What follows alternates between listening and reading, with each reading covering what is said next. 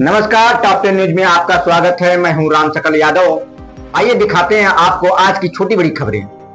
भोजपुरी फिल्मों में बतासा चाचा के नाम से प्रसिद्ध हास्य कलाकार मनोज सिंह टाइगर पुत्र उदय नारायण सिंह निवासी ग्राम जमुहट तहसील फूलपुर पवई जनपद आजमगढ़ ने सोमवार को पुलिस अधीक्षक से मिलकर प्रार्थना पत्र देकर जान माल की सुरक्षा की गुहार लगाई है।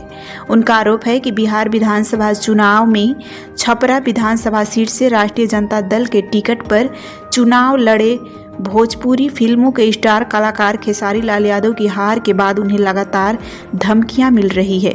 उनका कहना है कि विधानसभा चुनाव के दौरान खेसारी लाल यादव द्वारा राम मंदिर और सनातन धर्म पर लगातार किए जा रही टिप्पणी पर उन्होंने सोशल मीडिया पर विरोध दर्ज कराया था, जिससे खेसारी लाल यादव के समर्थक नाराज हैं और अब वही समर्थक मुझे 15 नवंबर की रात से ही लगातार फोन करके और वॉइस मैसेज भेजकर मां बहन बेटी की गाली देते हुए चुनौती दे रहे हैं कि चुनाव में जो खेसारी जी के खिलाफ तुमने बोला उसके लिए तुम्हें माफ नहीं किया जाएगा।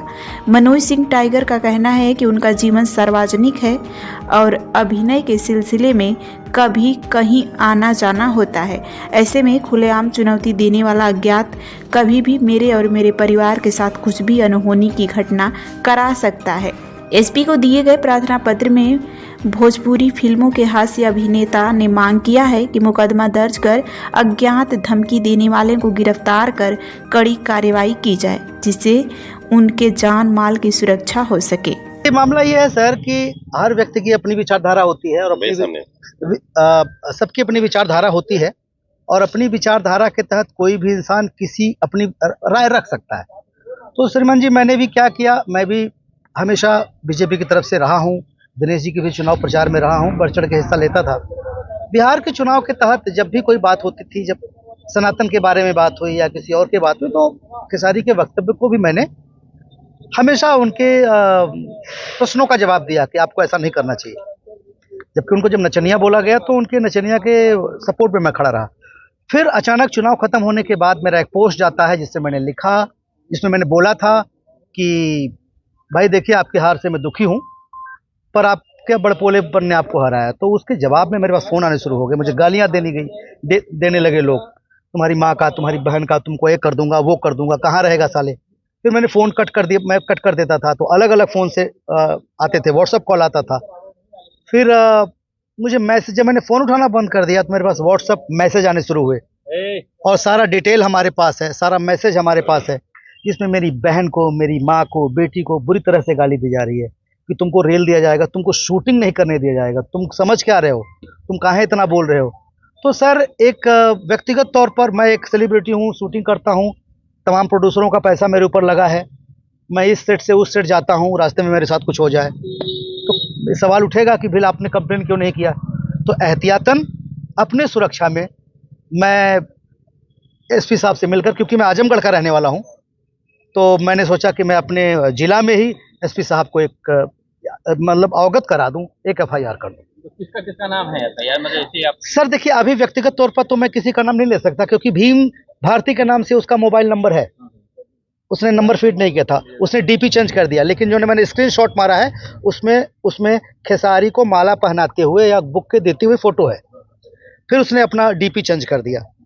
एक वो नंबर है, फिर 2 नंबर और हैं। दोनों नंबर पर आज मैंने फिर फ़ोन किया तो उन लोगों ने कहा नहीं, मैंने फ़ोन नहीं किया था। मैंने कहा आप नहीं किया था तो ये मेरे पास आया कैसे? आपके 20 मिस कॉल मेरे मोबाइल में कैसे आए? पता नहीं, मुझे नहीं पता। तो बिहार इलेक्शन से कब लौटे हैं आप? मैं बिहार गया ही नहीं था सर। मैंने जो कुछ बोलना था सोशल मीडिया के जरिए ही बोला है और बहुत ही साहित्यिक शब्दों में मैंने बोला। किसी की भावनाओं को मैंने हर्ट नहीं किया है, किसी को गाली नहीं दी है।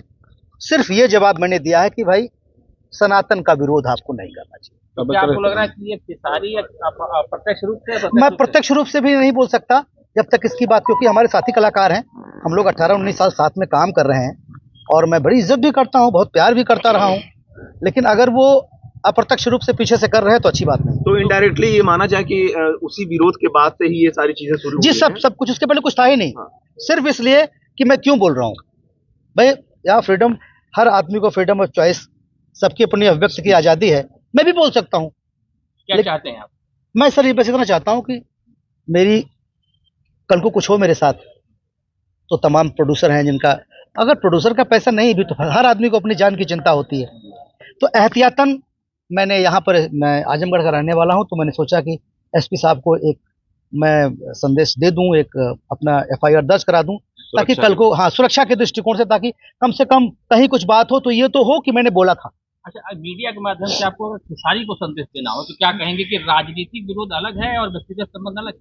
मैं तो सर अगर उनकी बात को लेकर है तो उनसे कहूंगा कि अपने फैंस को, अपने लोगों को, अगर उनके संज्ञान में है तो भी, नहीं है तो भी, ये एक लड़ाई है, एक ऐसी लड़ाई है जिसमें आपको पर्सनल नहीं जाना चाहिए। आप किसी और पार्टी से हैं तो हम भी किसी और पार्टी से हो सकते हैं, हम अपने बारे में बोल सकते हैं, आप अपने बारे में बोल सकते हैं, मिलिए तो साथ खाना खाइए। हार जीत सबकी लगी रहती है, उससे आप दबाव में आकर किसी को बोलना नहीं बोलना, ऐसा नहीं होना चाहिए। दिनेश जी की भी हार हुई थी, रवि जी की भी हार हुई थी, पवन जी की भी हार हुई, मनोज तिवारी की भी हार हुई थी, कल को हम भी लड़े हमारी भी हार होगी, तो इसका मतलब क्या हम पागल हो जाएं? तो खेसारी की जो हार है, क्या लग रहा है आपको सनातन की विरोध के कारण जनता ज्यादा उनसे आक्रोश होगी? देखिए सर, मैं ये तो नहीं कह सकता, मुझे बहुत ज़्यादा उसके बारे में पता नहीं है, लेकिन मैं दिल से बताऊं तो मैं चाहता था कि वो जीत जाएं, साथी कलाकार होने के नाते मेरी इच्छा थी कि NDA सरकार आए, लेकिन छपरा में खेसारी जीते, दिल से बता रहा हूं। पर मुझे ऐसा लगता है कि उनके बड़ पोलेपन ने उनको हराया। ठीक है।